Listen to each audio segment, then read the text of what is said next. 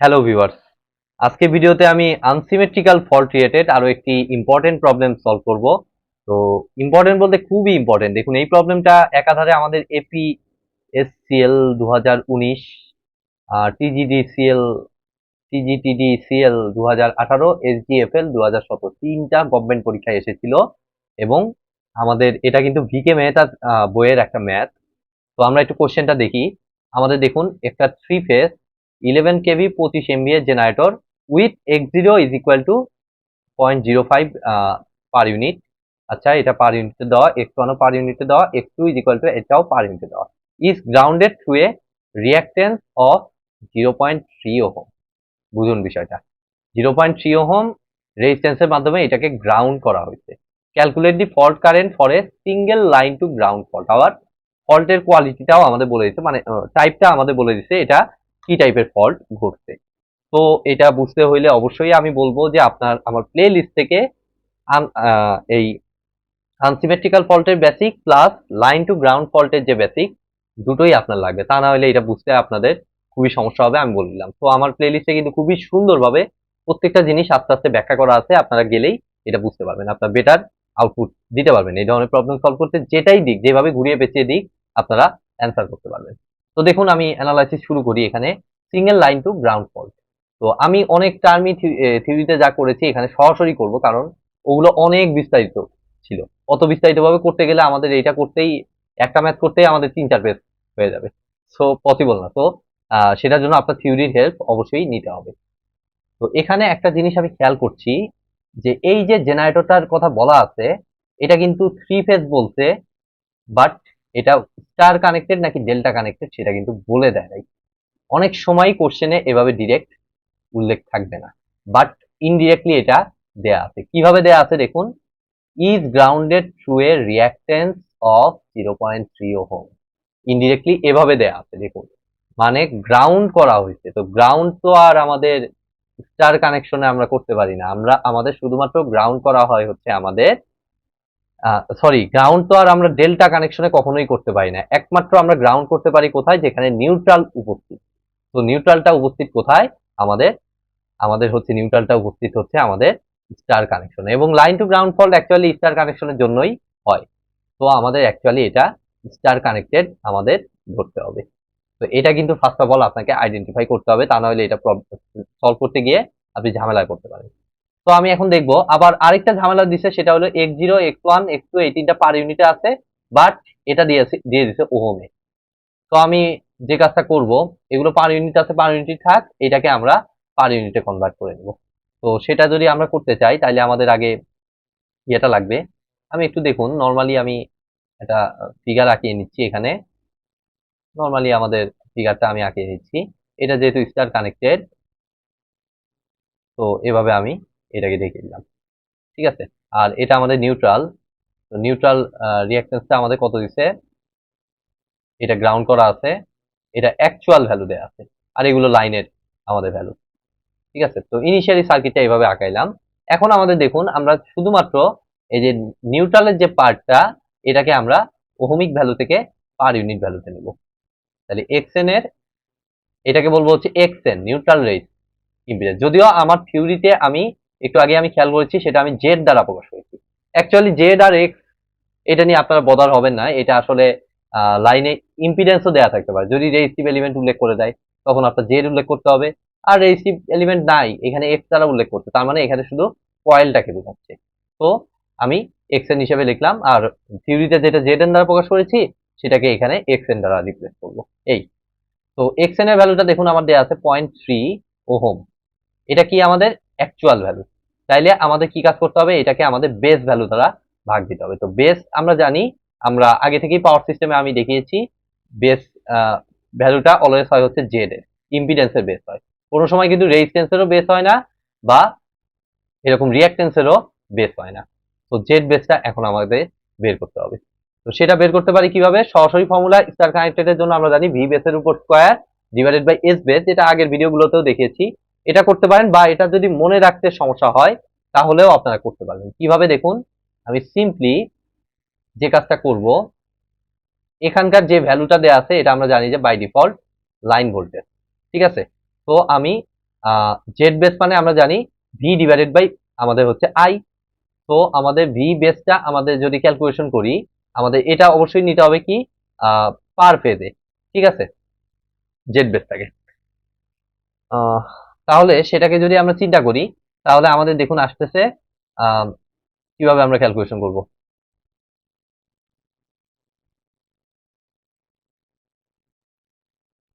V phase divided by I phase, ঠিক আছে। তো ভি ফেজের ভ্যালুটা, এটা যেহেতু স্টার কানেক্টেড, তাহলে আমরা বলতে পারি 11,000, এটাই তো আমাদের জেড বেস, তাই না? আমরা জেড বেসটা আলাদা জায়গায় বের করে নিচ্ছি। তাইলে আমি দেখাচ্ছি একদম বেসিক থেকে। তাহলে 11,000 হচ্ছে আমাদের কিসের ভ্যালু? ভি ফেজের ভ্যালু, ঠিক আছে। না, 11,000 এটা যেটা দেয়া থাকে এটা বাই ডিফল্ট আমরা জানি যে আমাদের লাইন ভোল্টেজ, ঠিক আছে। তাহলে ফেজ ভোল্টেজ পাইতে হইলে, যেহেতু স্টার কানেক্টেড, তাহলে ফেজ ভোল্টেজ পাইতে হইলে এটাকে অবশ্যই √3 দ্বারা ভাগ। দেন আসুন আই ফেজ। তো আই ফেজটা আমাদের কি হবে? তো এটা যেহেতু স্টার কানেক্টেড, আমরা জানি আই ফেজ এবং আইএল এর ভ্যালু সমান, ঠিক আছে, একদম সিম্পল। তাহলে সেই আইএল মানে আমরা কি বলতে পারি দেখুন, যেহেতু এটা 3 ফেজ সিস্টেম, তো আইএল মানে আমরা বলতে পারি টোটাল এস ডিভাইডেড বাই আমাদের √3 √3 তাইলে আমরা দেখুন এস এর জায়গায় আমরা বসাবো হচ্ছে 25 এমভিএ, মানে 25 ইন্টু 10⁶ ডিভাইডেড বাই আমাদের হচ্ছে √3 √3 ইন্টু ভিএলটা কত? আমাদের ভিএলটা হচ্ছে আমরা দেখতে পাচ্ছি 11,000। তাহলে আলটিমেটলি ঘটনা কি করতেছে, আমাদের এখান থেকে √3 কাটা চলে যাচ্ছে। এই জন্য আমি ফর্মুলা হিসেবে এখন দেখুন 11,000টা উপরে চলে গেলে 11,000-এর উপর স্কোয়ার ডিভাইডেড বাই 25 ইন্টু 10⁶, যেটাই আমি বলতেছিলাম একটু আগে, জেড বেস মানে হচ্ছে আমাদের স্টার কানেকশনের জন্য ভি বেসের উপর square divided by S base. আবার ডেল্টার ক্ষেত্রে কিন্তু সেটা পাল্টে যায়, সেটা এখন আমি দেখাচ্ছি না, যখন ডেল্টার ম্যাথ আসবে তখন আমি দেখিয়ে দেবো। যদিও এগুলো পার ইউনিটে আমি করিয়েছি, বাট অনেকদিন আগে করিয়েছি তো, যার জন্য এটা আরেকবার রিপিট করলাম। তো দেখুন আমাদের এটা বেসিক্যালি যা হচ্ছে 11,000-এর উপর স্কোয়ার। জেড বেসটা কিন্তু এখানে পার ফেজে হচ্ছে, খেয়াল রাখুন, অলওয়েজ তাই হয়, ঠিক আছে। জেড এর ক্ষেত্রে কিন্তু অলওয়েজ আমাদের পার ফেজে নিতে হয়।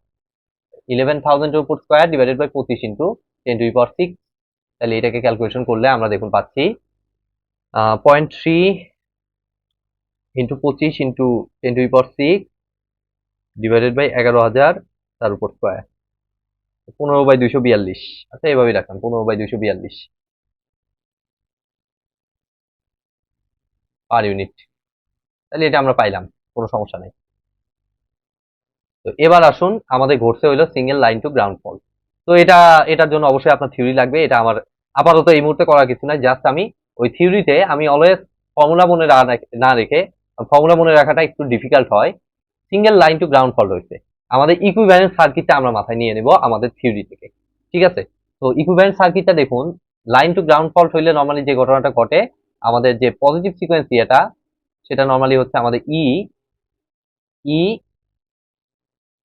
আর দেন হচ্ছে আমাদের এটা এটা হচ্ছে আমাদের পজিটিভ সিকোয়েন্স রিঅ্যাকটেন্সটা। সো এটাকে আমাদের x1 দ্বারা প্রকাশ করা হয়েছে, তো আমরা x1 দিব।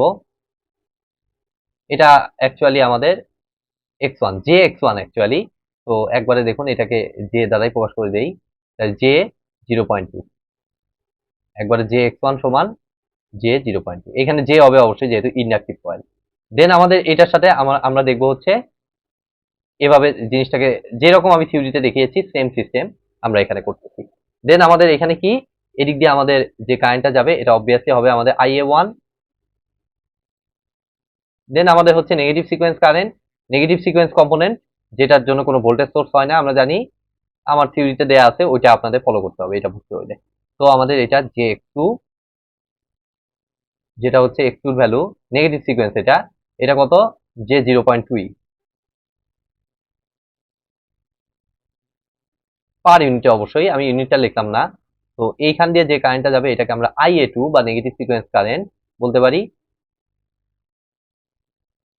আর আরেকটা আছে আমাদের কি, জিরো সিকোয়েন্স কম্পোনেন্ট। তো জিরো সিকোয়েন্স কম্পোনেন্টে কিন্তু আমার এক্সপ্লেন করা হয়েছিল আমার কি জিরো সিকোয়েন্স রিঅ্যাকটেন্সটা কত, জে x0। সেটা কত, যে জায়গায় তো নাই, আমি এক কাজ করি, এটাকে একটু পাশে নেই। ঠিক আছে, সেম জিনিসটাকে আমরা একটু পাশে নিই, যেহেতু এখানে জায়গা আমি পাচ্ছি না।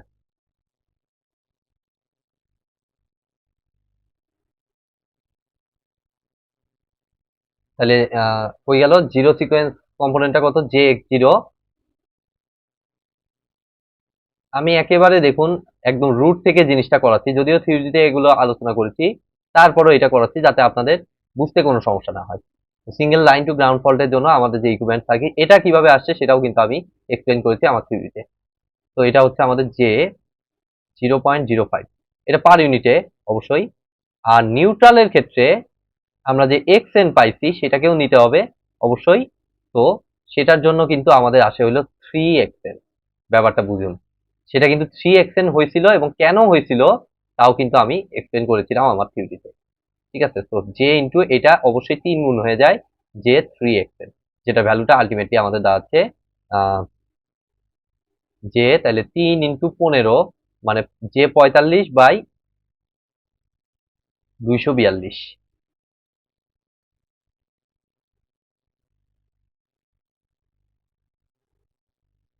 তো এখন দেখুন এটাকে কানেকশন কিভাবে করব।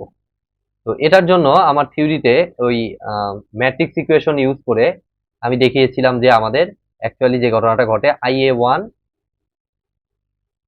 IA2 এবং IA0, এই তিনটা ভ্যালু আলটিমেটলি সেম আসে। ঠিক আছে, সেটা কেন কি কারণে তা কিন্তু থিওরিতে আমার আলোচনা আছে। আমরা ওই ম্যাট্রিক্স ইকুয়েশন ইউজ করে এটা বের করেছিলাম। আনসিমেট্রিক্যাল ফল্টের যে ম্যাট্রিক্স ইকুয়েশনটা আছে না, সেটা ইউজ করে বিস্তারিত আমি এই যে এটাকে সিঙ্গেল ধরুন যে এই লাইনটা গ্রাউন্ড হয়ে গেছে, এটা ধরে আমি ওখানে দেখিয়েছিলাম এ লাইনটা। ঠিক আছে, আর বি আর সিটা নর্মালি এরকম ওপেন অবস্থায় আছে। ঠিক আছে, আর এটা সমান আমাদের হয়েছিল হচ্ছে ফল্ট কারেন্ট ডিভাইডেড বাই 3। ঠিক আছে, এটা সমান হয়েছিল আমাদের fault current divided by 3। So আমরা একটা জিনিস এখানে বুঝতে পারছি যে IA1, আচ্ছা IA0টা দেখানো হয়নি, এইটা হচ্ছে আমাদের IA0।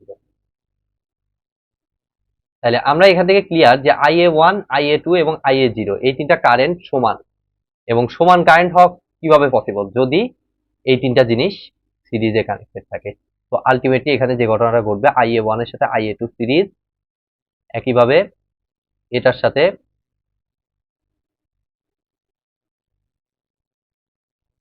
এটা সিরিজ, হইলো কি একই দিকে কি হইলো,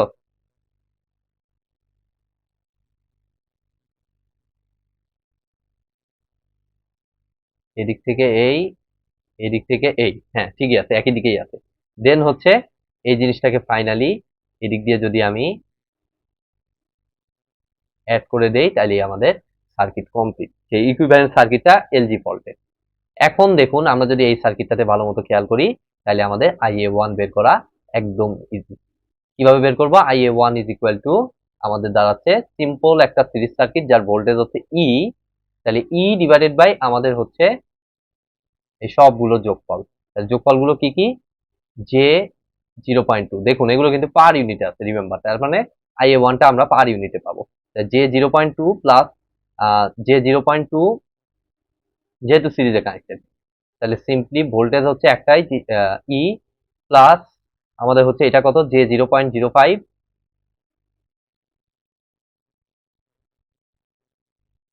প্লাস লাস্টে একটা কত, জে 45/242। আর এবার একটু খেয়াল করে দেখুন ইটাকে আমরা কি করব, এর কিন্তু আমাদের শুধুমাত্র অ্যাকচুয়াল ভ্যালুটা দেয়া আছে। তাহলে সিম্পল, ই এর তাহলে আমরা যেহেতু পার ইউনিটের নিচেরটা নিয়েছি, তো ই কে অবশ্যই বানাইতে হবে আমাদের পার ইউনিটে। যদি আমরা নেই, তাহলে অ্যাকচুয়াল ভ্যালু হচ্ছে আমাদের এখানে, সরি, ই এর অ্যাকচুয়াল ভ্যালুটা হচ্ছে আমাদের 11 কেভি, যেটাকে এখানে কি নিচ্ছি, আমাদের IA1 পার ফেজে বের করতেছি। তো এখানে অবশ্যই এখানে ইউজ করতে হবে কি, 11 কেভির ফেজ ভোল্টেজ। ঠিক আছে, তাহলে এটা অ্যাকচুয়াল ভ্যালুটা হচ্ছে 11 কেভি ডিভাইডেড বাই √3, আর বেস ভ্যালুটাও আমার দেওয়া হচ্ছে 11 কেভি ডিভাইডেড বাই √3। তার মানে আলটিমেটলি এটা দেওয়া হচ্ছে 1 ∠0° পার ইউনিট। ঠিক আছে, বেস ভ্যালু যা, এটার অ্যাকচুয়াল ভ্যালু তাই, যার কারণে পাওয়ার পার ইউনিটটা 1 ∠0° বা শুধু 1 হিসেবে লিখলাম। তাইলে আমরা এখানে পার ইউনিট ভ্যালুটা দেখুন পেয়ে যাচ্ছি। তাহলে আমরা জাস্ট এটাকে একটু ক্যালকুলেটারে হিসাব করে ফেলবো। তাহলে 1, 0.2J plus 0.2J plus 0.05 J plus 45/242 J, একটা বিশাল ভ্যালু পাইলাম। ওকে, মাইনাস 2420 এভাবেই রাখতেছি, দশমিক লিখলে আমার ভ্যালুটা খারাপ হয়ে যাবে, বাই 1539 জে।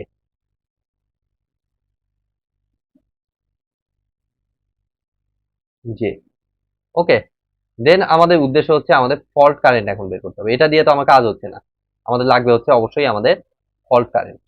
তাহলে ফল্ট কারেন্টটা কত আমরা দেখতে পাচ্ছি এখান থেকে IA1 এর, এই যে জাস্ট এটাকে সাইড ট্রান্সফার করলে 3IA1, তাহলে জাস্ট আমরা যে IA1 পাইছি সেটাকে জাস্ট 3 দ্বারা গুণন, এটা পার ইউনিটে অবশ্যই।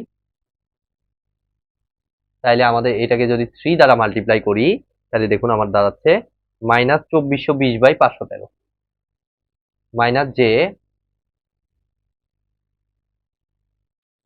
2420/513। তো এটা কিন্তু আমি পাইলাম হলো আমাদের পার ইউনিটে ভ্যালুটা। এবার আমার উদ্দেশ্য হচ্ছে এটাকে অ্যাকচুয়াল ভ্যালুতে কনভার্ট করা, কেননা এগুলো কিন্তু চাইছে হলো ফল্ট কারেন্ট, পার ইউনিট কিন্তু বলে নাই। তো অ্যাকচুয়াল ভ্যালুতে কনভার্ট করার জন্য ডাটাও কিন্তু আমাদের দেয়া আছে। সো এটাকে জাস্ট বেস ভ্যালু দ্বারা গুণ করব। অবশ্যই এক্ষেত্রে বের করবো হচ্ছে আমাদের লাইন কারেন্টটা, কেননা ফাইনাল অ্যান্সারটা আমরা লাইন কারেন্টে দিব। এখানে তো আর ফেজের ইস্যু আসতেছে না, কেননা আমাদের এখানে তো আর মানে ইম্পিডেন্স টাইপ কোনো কিছু নাই। তো লাইন কারেন্ট আর ফেজ কারেন্ট আলটিমেটলি একই, যদিও যাই হোক, এই যে আগেও আমরা হিসাব করেছি। তো আমাদের এটা এই যে এই নিচের রাশিটা, এটাই হচ্ছে আমাদের এর বেস ভ্যালু, এইটা দ্বারা মাল্টিপ্লাই করতে হবে। তাহলে 25 ইন্টু 10⁶ ডিভাইডেড বাই এটা কত হচ্ছে √3 ইন্টু 11,000। এটা করলে আমরা কি পেয়ে যাচ্ছি, আমাদের অ্যাম্পিয়ারের ভ্যালুটা পেয়ে যাব।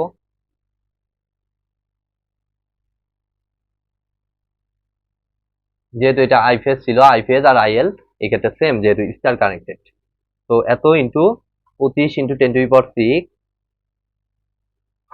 Divided by √3 into 11,000। তাহলে মাইনাস যে, আচ্ছা এটাকে ফেজর ফর্মে নিয়ে নিব একবারে। তাহলে 6189 দশমিক, লেট মি চেক, অনেক বড় হয়ে গেল। হ্যাঁ ঠিক আছে, 6189 দশমিক আমরা একবারে ইয়া সহ লিখবো, ফেজ অ্যাঙ্গেল সহ লিখবো। যদিও পাওয়ার সিস্টেম এগুলো করছে, বা ট্রান্সফরমার টাইপ ইয়াতে আমাদের এগুলো পরবর্তীতে আর ফেজ অ্যাঙ্গেলটা রাখা হয় না, জাস্ট ম্যাগনিটিউড অ্যাঙ্গেলটা লিখেই আমাদের ফল্ট কারেন্ট বলা হয় এত অ্যাম্পিয়ার। তাহলে এত ডিগ্রি অ্যাম্পিয়ার, পরবর্তীতে আপনি একটু ম্যাগনিটিউড দিয়ে 6189.915 হবে এটার ফল্ট কারেন্ট, এটা আপনি উল্লেখ করে দিলে আরো বেটার হয়। ঠিক আছে, তো এই তো মোটামুটি অনেক ডিটেলস একটা প্রবলেম, যদিও আপনাদের করতে এত সময় লাগবে না যখন আপনারা এই থিওরিটা ভালো মতো বুঝতে পারবেন। আমি তো আবার প্রত্যেকটা জায়গায় জায়গায় এক্সপ্লেন করেছি, যার জন্য এটা একটু লেন্দি হয়ে গেল। তো আজকের মতো ভিডিওটি আমি এখানেই শেষ করছি।